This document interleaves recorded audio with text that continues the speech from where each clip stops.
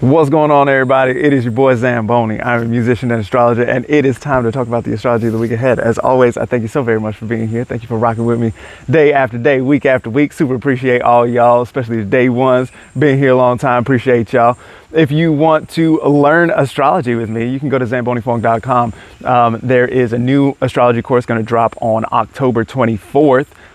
We are going to do, it is comprehensive. So if you don't know anything about astrology and you just want to sort of like get a better understanding of what's going on and be able to read your own chart, there is a workbook component to it. So I did a course last season, and part of the feedback that I got was, we need homework, you fucking nerds.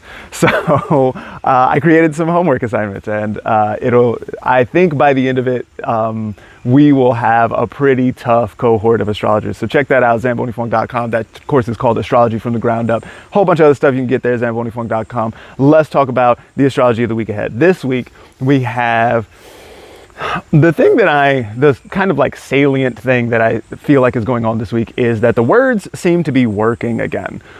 For a while we had Mercury retrograde, and so Mercury retrograde is going to be associated with miscommunications and delays and all that sort of stuff. Also, Mercury was square to Uranus in Taurus. Mercury in Leo was square to Uranus in Taurus, and so there was all kinds of disruptions that were possible or surprising things. And especially in the historical moment that we're in, that looks like a lot of like wild and crazy headlines and stuff like that. Things that like really get your amygdala response going and this kind of thing. Now, as we see Mercury moving into Virgo, then this is Mercury at home and comfortable in Virgo, also exalted in Virgo. This is Mercury like handling the Mercury stuff really well.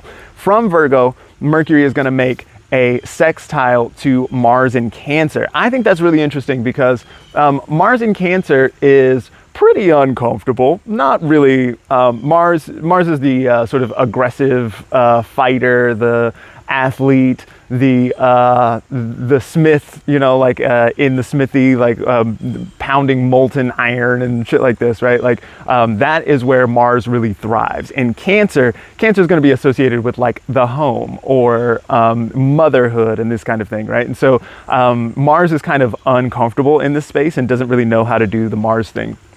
Sometimes I think about Mars in Cancer as being like a little whiny, like having Mars doesn't really know what to do with his emotions a lot of times. And so that's why you get the like pounding on shit, and then you put Mars into Cancer, and Cancer is such a like soft and sensitive kind of place, right? Cancer is the sign of the crab. And so we can think about like a hard exterior and pincers and this kind of thing. But all of that is mostly to protect a soft interior, because we know that it's so soft in here, and so we got to be like kind of in order to like be aware of that. So with Mars in Cancer, it can be a little, don't necessarily know how to do all of the emotional stuff, don't necessarily know how to like handle that or navigate it. But Mercury in Virgo is going to make a sextile to this Mars in Cancer. So it looks like there might be a way, a sextile is going to be like a complementary and helpful kind of aspect. It looks like there might be a way to articulate the feeling in some kind of way that could be useful or practical or helpful in that Virgo kind of way. Like Virgo is typically trying to like fix something or look at the details and make it better in some kind of way, like noticing where the flaws in the details are and working on that in some sort of way. So Mercury in Virgo looks like it really is sort of empowering to that Mars in Cancer in a way that is likely to be pretty gratifying for that Mars. Mars is not comfortable in that position, but perhaps there is a way to navigate, like when you've got these big feelings that you don't necessarily know what to do with, then if there is a thing, especially a small and specific thing that you can actually point that emotion or that feeling toward and work on it. Mars always does best when there's a problem to solve, when there's something to do about it. Then that could be helpful in some sort of way, and it could be a good way to maybe generate some goodwill amongst your peers or your group or your team in some kind of way. The other thing that I was thinking about when I was thinking about like the words working pretty well this week is that we've got Jupiter in Gemini, and which is another Mercury ruled sign, right? So Jupiter in Gemini is going to get a little boost or a little upgrade when Mercury moves into Virgo. That looks like something that is going to be helpful for that Jupiter. And Jupiter's job is to sort of expand and bring good ideas, especially a diversity of ideas when it comes to Jupiter in Gemini. But then the other thing that we've got going on is Venus in Libra is going to catch up to that Jupiter, and we're going to see a trine between Jupiter in Gemini and Venus in Libra. And actually on the same day that that happens, that's going to be next Sunday, then we're also going to see a grand trine because the moon is going to be in Aquarius at that same time. And so air signs are typically going to be associated with words or communication or like the space in between people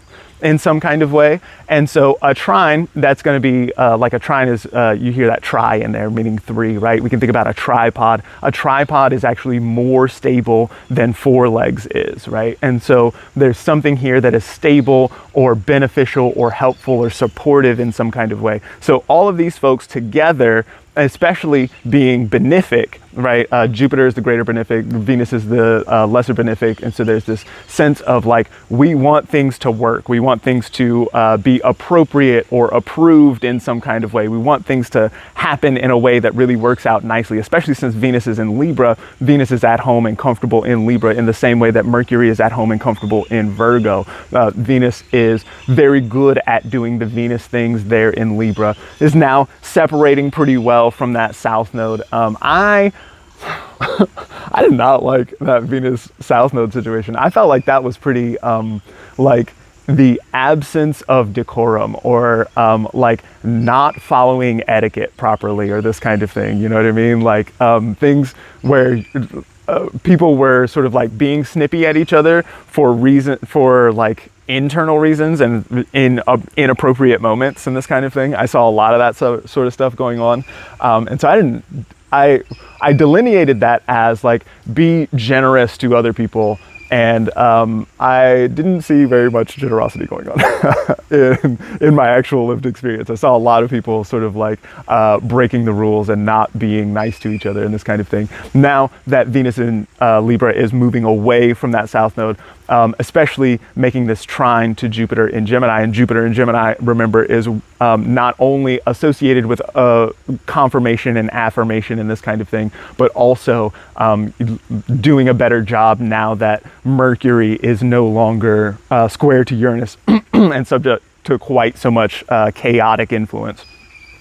To see those two working together looks like it really can think with some good ideas and build teams or coalitions around it. We can support each other in some kind of way that can be really helpful. So especially where there is Mars in Cancer style, like, oh, I'm feeling feelings and I don't necessarily know what to do with it. And I'm like kind of boiling mad about it. And like, oh, but it's all because like I'm such a softie in my heart and somebody like came and trampled on me a little bit. But maybe with a sextile to Mercury, I can articulate that in a way that is intelligible to the other. I heard a term recently that I really liked that was audience design, which is the sense of like, I'm gonna say things in a way that my audience can understand it. Not even necessarily the way that speaks most resonantly to my heart, but in a way that speaks to them so that they can identify with me, so that they can be together with me. And so there's a sense here of like Mars in Cancer being able to engage in that kind of audience design and at the same time working in some kind of coalition, working in a way that is supportive and friendly and helpful together, especially in that space between people, in the words, in the idea space and this kind of thing. So this is a really good time to build up your team. It's a, you know, like we still do have Venus there in Libra with the South Node, probably still a good time to like be generous to, I mean, is there ever a time when it's not good to be generous? You should be generous to your people, especially the folks who have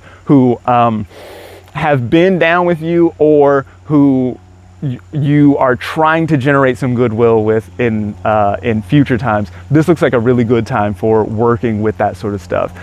If you like what's going on here, check out zambonifong.com. I appreciate y'all.